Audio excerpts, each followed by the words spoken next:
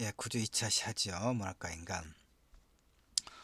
데카메론을 이제 서구에서의 근대 문학의 효시다. 데카메론은 어떤 내용이냐 이런 이야기를 좀 살펴봤죠. 이런 걸.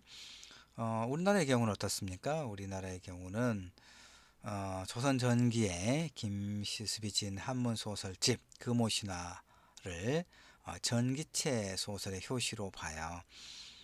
금오신화의 소설적인 특성은 주인공이 한결같이 제자 가인적 인물이다. 제자 가인. 그 재능이 뛰어나고 용모가 준수하다. 뭐 이런 얘기죠. 음, 둘째 문장 표현이 한문의 형식이다. 이 말이에요. 그 사물을 또 극히 미화시켜 표현했다는 건 일상적 현실적인 것과 거리가 먼 신비로운 내용을 그리고 있다. 이건 이제 소위 전기 소설의 일반적 성격이죠. 그렇게 보면 중국 소설 전등신화의 영향을 굉장히 많이 받았겠다라고 이렇게 평가를 해요. 김시습이 지은 한문 소설집 금오신화. 알겠죠? 그 다음에 이들 작품 세계는 인간성을 긍정하고 현실 속에서 뭐 제도라든가 인습, 전쟁, 인간의 운명 등과 강력하게 대결하는 인간의 의지를 표현하고 있죠. 한국 소설 발달 과정에서 볼 때, 그때까지 조신설화, 조신몽이죠. 그 구운몽의 근원설화, 조신설화에서 채치원설을 거쳐서 국선생전에 이르러 소설의 단계에 접근했다. 그런데 금오신화에 이르러 소설이라고 하는 문학 양식을 확립시켰고, 확립했고 그렇게 해야겠죠. 새 출발의 전기를 맞게 됐다. 그 이후에 소설에 많은 영향을 끼쳤다는 거죠. 17세기 초 허균의 홍길동전을 최초의 국문 소설로 봅니다. 그리고 이광수 국문 소설은 이제 순 우리말로 썼다는 얘기죠. 이광수의 무정을 최초의 근대적 장편 소설 이렇게 이제 평가들을 합니다. 자, 고전 소설과 근대 소설 사이 개화 개몽 시대의 새로운 글쓰기로서의 문학에 대해서 조금 살펴보죠. 우리가 문학과 인간이긴 한데 문학과 인간인데 우리가 이제 뭐 그 한국 문학을 중심으로 공부를 좀 해 나갈 수밖에 없으니까요. 고전 소설과 근대 소설, 일테면 한국 문학에서는 고전 소설과 근대 소설의 구분을 시기로 구분하면 1894년 갑오개혁을 개점으로 하는 거죠. 그 이전의 소설들을 고전 소설, 시는 뭐 고전 시가 이렇게 이야기하겠죠. 그러니까 고전 문학과 근대 문학의 어떤 중요한 기점을 1894년 갑오개혁으로 보는 거예요. 음, 그다음에 이제 개화 개몽 시대는 한말을 이야기하는 거죠. 한말에서 이제 일제강점기로 들어가는 그런 시기에 이 개화 개몽 시대의 새로운 글쓰기로서의 이제 문학의 성립은 한문의 위축과 국문의 확대라고 하는 문체의 변혁을 기반으로 하고 있어서 한국 문학에 있어서는 이제 한국 문학사에 있어서는 굉장히 중요한 어떤 그 전환점이 되는 시기라고 볼 수 있습니다. 한문은 조선시대 이전부터 지배계층의 사상과 이념과 사상을 대변해 온 언어죠. 그래서 조선사회에서의 글쓰기와 글 읽기는 지배층에게만 적용되는 정치문화적인 기호였잖아요. 근데 개화개몽 시기에 이르러서 이제 이 그 세종 임금 때 15세기 중엽이죠. 그러니까 후민정이 언제 만들어졌습니까? 일단 1443년 그리고 3년 동안의 이제 준비를 거쳐서 1446년 9월인가 반포를 했죠. 그러니까 그래서 그 이제 그 소위 처음에 만들어졌을 때는 언문이라고 이렇게 하고 모시했었는데 개화 개몽기 결국 이제 한말 나라가 그 서구 일강의 어떤 침탈 앞에서 그 위태로운 상태고 결국 이제 일본의 1905년이죠. 일본의 그 어떤 강제 지배를 떨어지는 그런 시기 그 개화 개몽기에 이르러서 이제 전통적인 한문 중심의 글쓰기 방식과 그 가치 체계가 붕괴하면서 새로운 공문체 글쓰기가 다양하게 등장해요. 한문을 버리고, 이게 좀 중요합니다. 한문을 버리고 국문으로 글을 쓴다는 것은 어떤 의미냐? 낡은 것을 버리고 새로운 것을 만들어가는 과정과 대응한다라고 이야기하고 있습니다. 지난 이제 그 8주차는 소설이란 무엇인가를 우리가 살피면서 소설의 어떤 이제 그 보편적인 측면을 좀 더 중점을 두고 살폈다면, 이번 이제 9주차, 특히 9주 2차 시에서는 이제 한국 문학에 있어서의 어떤 그 소설의 그 생성과 발전 단계를 조금 더 거기에 이제 초점을 맞춰서 설명을 좀 하고 있습니다.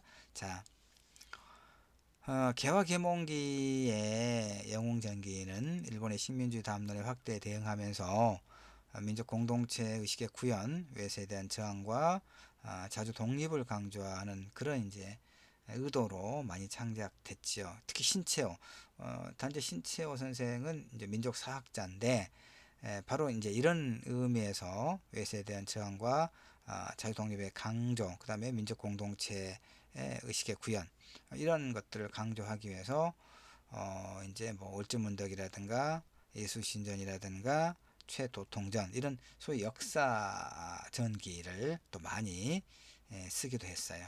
그래서 신채호의 이런 전기는 역사상 그 인물들의 실제성의 의미가 강조됐겠죠. 그래서 그 인물의 생애를 이제 통해서 당대의 현실 문제에 우회적인 접근을 시도하고 있죠. 위기의 상황과 어떤 위기입니까? 나라가 망해버리고 망해가고 있고 망해버린 그런 위기 상황과 그 역사적 현실을 극복하는 영웅적 인간의 존재 역할을 이제 이런 소위 영웅의 일대기를 다룬 그런 소설에서 그걸 강조하죠. 그래서 영웅적 인간의 모든 행동과 태도를 사회윤리적 규범에서 설명하고 있죠. 그래서 신채호의 영웅 전기는 그 문체에 있어서 사라적인 측면을 거세하고 논리적인 측면을 확대시키고 있는 점이 매우 두드러진 특징이라고 볼 수 있습니다.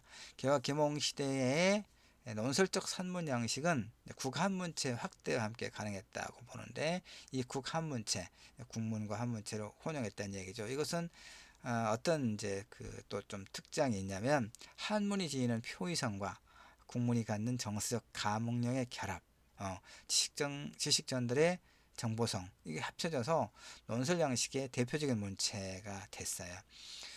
그래서 개화 계몽 시대 영웅 전기는 첫째, 국가와 민족의 존망의 위기를 이야기의 배경으로 드러내고 있더라. 둘째, 그 위기를 극복해 나아갈 수 있는 길을 제시하고 있는 영웅적인 인물이 민족의 내부에서 출현해서 민족적 역량을 결집시킨다. 이런 이제 두 가지 특징을 보이고 있어요. 근데 이 같은 영웅 전기는 이제 그 반식민주의적 성격으로 인해서 당연히 탄압의 대상이 되겠죠. 그래서 일본 통감부의 검열 제도에서 일본에 대해 비판적인 이런 서사 담론의 정치성은 철저하게 부정되고 봉쇄되는 거죠. 이 시기에 어떤 시기 개화 계몽기에 서사 양식 가운데 대중적 기반을 가장 그 넓게 확대해 나간 문학 양식이 신소설입니다. 자, 신소설은 신소설은 그 이제 신소설이 왜 신이냐? 그러니까 그 이전에 그 어떤 고전 문학과는 다른 그런 어떤 그 주요한 특징이 뭐냐? 일상성의 구현이라고 이렇게 이야기할 수 있어요. 일상성의 구현, 일상의 공간에서 이루어지는 이를테면 일상성의 구현, 이것이 이제 신소설의 어떤 새로움이라고 이야기할 수가 있습니다. 일상성의 구현. 일상성의 구현을 조금 설명할 필요가 있겠는데, 이를테면 고전 소설에서는 그러니까 인물의 삶이라고 하는 것이 그 당대에 주어진 삶에서가 아니라 시 공간의 어떤 변이를 굉장히 많이 그 드러내고 있잖아요. 그러니까 다시 말해서 특정한 어떤 시기라기보다는 그야말로 이렇게 좀 두루뭉술 한다거나 이런 그 시간과 공간의 어떤 배경들 속에서, 그다음에 좀 그 그렇다면 박씨 부인전만 하더라도, 물론 이제 박씨 부인전이 그 병자호란의 그 전란을 당해서 그 이제 조선 사람들이 그 매우 위축되어 있는 이런 상황에서 이제 여성 인물 박씨 부인이라고 하는 여성 인물을 등장시켜서 그 이제 이야기 속에서나마 청나라 그 장군들을 혼내주더라. 이렇게 이런 어떤 소위 카타르시스, 현실에서는 패배하고 좌절했지만 그 억눌린 그런 어떤 그 감정 정서를 허구의 이야기를 통해서 일정하게 카타르시스를 갖게 하는 그런 그 소설적 이제 어떤 그 주제 의식과 구성이 박씨 부인전과 같은 고전 소설에서 매우 두드러지고 있잖아요. 근데 그때도 보면 뭐 되면 그 우리 고등학교 때 박씨 부인전 조금 배웠을 거예요. 그러니까 뭐 이런 먼 거리를 뭐 아주 그 쉽게 왔다 갔다 한다거나, 그 다음에 이제 그 소위 변신 얼굴이 일정하게 변신 모티브가 되는 거죠. 나중에 그 이제 굉장히 아름다운 그런 용모로 바뀐다거나, 박 씨가 이제 이를테면 부인이 못생겼다고 그래서 뭐 첫날 밤부터 이렇게 이제 박대를 했다는 얘기죠. 그러나 이제 이런 여러 가지 영웅적인 어떤 그 행위를 보고는 나중에 감동했다. 뭐 그랬더니 이제 또 얼굴도 사실은 굉장히 이제 아름다운 부인이었다, 여인이었다, 이런 식으로. 이게 굉장히 전기적이죠. 매우 비현실적이잖아요. 바로 그런. 그다음에 이제 뭐 예를 들면 뭐 상당히 많죠. 그런 그 소위 전기적인 비일상적인 시간과 공간의 문제가 있잖아요. 뭐 홍길동전만 하더라도 이제 그 주제 의식은 상당히 높은 평가가 가능한데, 어쨌든 그 홍길동전에서 볼 수 있는 전 근대적인 그 전기적 어떤 내용이 뭡니까? 이를테면 뭐 홍길동 어떤 변신술을 말하죠. 그 뭐 집에다가 이렇게 그 지푸라기로 만든 거다가 이렇게 뭐 혼을 불어 넣어서 여러 명의 이제 홍길동이 여러 군데서 이렇게 뭐 출연하게 한다거나, 이런 이제 어떤 전기적인 그런 그 내용들이 가득하죠. 그런데 소위 신소설은 바로 그런 것과는 다른 매우 구체적인 어떤 삶의 현장 속에서, 그야말로 일상성이라고 하는, 우리가 지금 이를테면 뭐 이렇게 아침에 일어나서 씻고 밥 먹고 뭐 출근하거나 학교에 가고, 그다음에 여러 가지 이제 그 다양한 어떤 환경 속에서 또 여러 사람들과의 관계 속에서 부대끼고, 그리고 이제 또 오후에 지친 몸으로 귀가하고, 이런 매우 구체적인 어떤 시 공간 속에서의 어떤 현실적인 삶이, 이런 게 일상성이라고 말할 수 있거든요. 그래서 좀 길게 설명했는데, 신소설이 그 이전의 소설 양식과 다른 가장 큰 변별점은 이런 일상성의 구현이다, 이런 얘기고요. 그 다음에 이 부분을 좀 내가 해야 될까를 고민을 좀 이러다가 이제 문학과 인간이 아니라 한국인의 삶과 문학이 되지 않느냐 싶은 생각이 바로 또 좀 들어서 그렇긴 합니다만은, 2차 시는 하여튼 이 자료를 가지고 좀 마무리를 해야 되니까 조금만 살펴볼까요? 자, 지금 어떤 얘기를 하고 있습니까? 소설의 이해를 좀 더 풍부하게 살피고 있는 우리 구주차에서, 특히 이제 구주 2차 시에서는 서구의 근대 소설의 효시를 보카치오의 데카메론이라고 본다면, 우리나라에서는 뭐였습니까, 여러분? 이제 김시습의 금오신화, 그리고 뭐 금오신화의 어떤 그 특징들 봤고, 그 다음에 17세기 초 허균의 홍길동전을 최초의 국문소설, 20세기 초 이광수의 무정을 최초의 근대소설로 본다고 그랬는데, 지금 이제 보는 것은 이 홍길동전과 무정 사이에 끼어 있는 개화 개몽 시기의 한말에 개몽 시기의 소위 신소설이라고 하는 새로운 어떤 양식에 대해서 한번 살펴보고 있는 것이죠.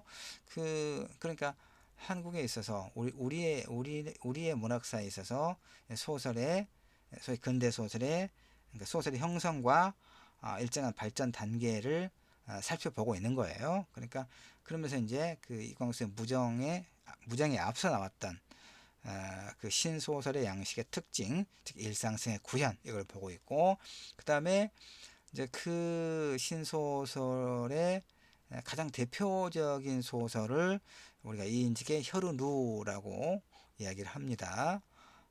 그 평양에서 일어났던 일본과 청나라 간의 전쟁을 이제 그 배경으로 하고 있는 소설이 혈우누인데, 혈우누보다 6개월 앞서서 발표됐던 소설이 일념홍이에요. 일념홍.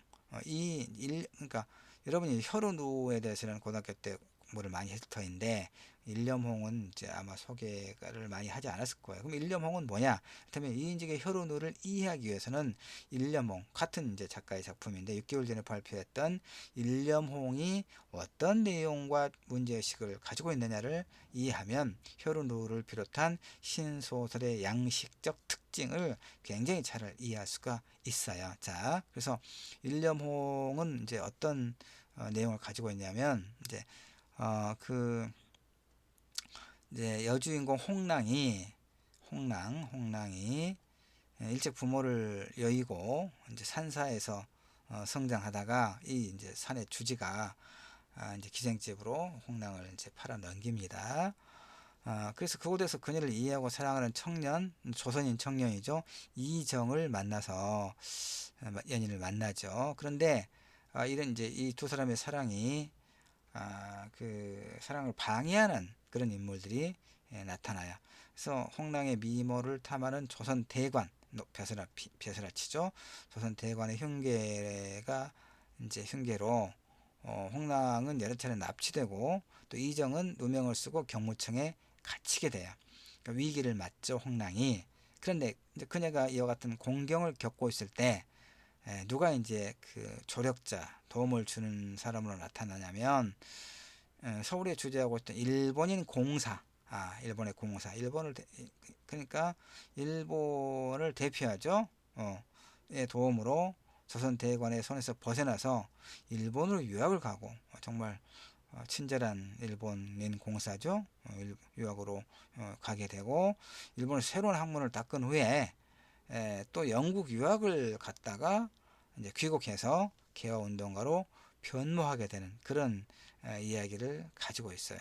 그 다음에 이제 그 이정도, 여주인공 홍랑을 사랑했던 청년 이정도 일본이 공사의 도움으로 구출되고 일본에서 사관학교를 다닌 후에 일본군 장교가 되어서 이제 러일 전쟁에서 전공을 세우더라, 이런 얘기죠. 이렇게 새로운 삶의 길을 걷게 된 두 사람은 함께 귀국해서 조선의 개화 운동에 앞장서게 된다.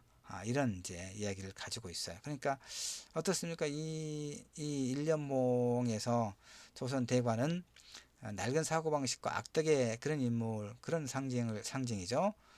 근데 러시아와 내통하면서 일본에 대해 반대하고 있는 그런 부정적 인물이죠. 반면에 일본인 공사는 조선 대관의 야욕으로 궁지에 몰린 여성 주인공을 구원해서 일본으로 유학을 보내고, 이제 그 이정 청년에게도 그 시련에서 벗어나서 학업의 기회를 마련해주는 그런 긍정적 인물로 설정되고 있죠. 이렇게 일본 공사는 시련의 주인공을, 즉 조선을 그 고통으로부터 벗어나게 하는 구원자 역할을 수행하죠. 여주인공 역시 새로운 학문을 배워서 그걸 기반으로 개화주의자로 변모할 수 있도록 도와주는 역할을 일본인 공사가. 그러니까 결국 이런 설정은 이게 이제 중요합니다. 그 조선 보론이라고 하는 식민주의 담론의 서사적 구현, 조선 보론이라고 하는 식민지 담론의 서사적 구현에 해당하는 거죠. 일본 지향적 의식을 부추기는 정치적 함의를 대입하고 있잖아요. 이 소설에서 볼 수 있는 줄거리 전개와 담론적 성격은 이제 그 구운몽이 아니죠. 혈흔노를 비롯한 이후에 소위 여러 신소설들에서 매우 비슷한 양상으로 반복되고 있어. 그러면 이제 이제 이인직은 어떤 사람이냐? 이완용의 비서. 이완용은 총리 대신인데 나라를 팔아먹은 을사오적 중에 가장 으뜸인 사람이죠. 이완용. 그 이인직은 이완용의 비서를 했죠. 일진회가 발행하는 국민신보의 주필을 지냈고, 일진회가 이제 보부상 그 단체죠. 상인들 이제 친일했던 이 일진회 이 보부상들은 1896년 동학혁명 때 농민군들을 이제 어, 그러니까 일본군이 신식 그 병기로 이제 무장한 일본군이 또 이제 그 조선의 병사들을 그렇게 훈련시키고 그렇게 해서 이제 그 동학 농민군이 이제 엄청난 피해를 겪고 죽음을 당하고 그 혁명 실패로 돌아가죠. 그랬을 때 이제 소위 유림들 그 각 지역의 호남 쪽의 유림들 양반들이 이제 그 소위 요즘 말로 말하면 뭐 민병대라고 할 만한 그러니까 돈을 주고 군인이 아닌 이런 민간인들을 이제 돈을 주고 무장을 시켜서 결국에 이제 소위 말하면 그들 표현대로 하면 동학군의 잔당들을 이를테면 그 가족들과 함께 찾아내서 죽이고 그런 행위를 했던 사람들이 소위 이제 일진의 전신인 보부상들이죠. 자, 하여튼 이완용이 비서했던 이인직은 일진회가 발행하는 국민신보 주필도 지냈고 이렇게 그러니까 친일 자, 이건 나중에 한번 이제 기회가 있을 거예요. 친일 내가 이제 그 1930년대 시와 소설 작가들의 어떤 친일과 관련된 논문도 이제 쓰고 그랬는데 보면 친일 문학이라고 하는 것을 굉장히 복잡한 문제가 걸쳐 있어서 단순하게 말하기가 쉽지는 않습니다만 어쨌든 이인직도 이제 이 어떤 소설, 그러니까 이 혈흔우라든가 혈흔우 6개월 전에 발표했던 일념홍 이 일념홍과 뭐 혈흔우가 거의 같은 문제의식과 그 이야기 줄거리를 가지고 있는데 어쨌든 이제 일본이 조선을 식민 지배하는 그런 제국주의 식민 지배 담론을 그대로 소설화하고 있는 것은 분명하거든요. 그래서 소위 친일 작가다. 일본의 어떤 식민지 지배 전략을 소설적으로 소설 담론을 통해서 이렇게 이야기하고 있잖아요. 그렇습니다.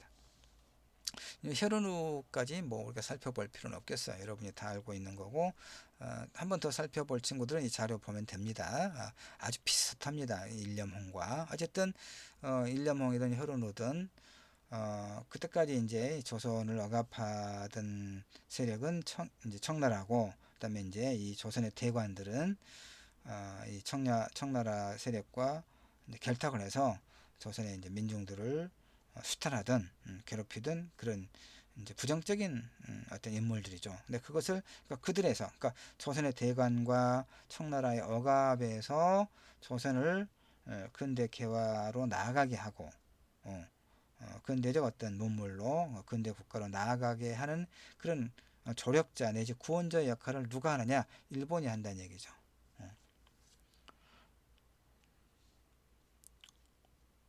근데 이제 이렇게 혈우누도 역시 청일 전쟁의 과정에서 가족을 잃어버리고 고아가 되어서 잃어버린 소녀 옥년인가 그렇죠?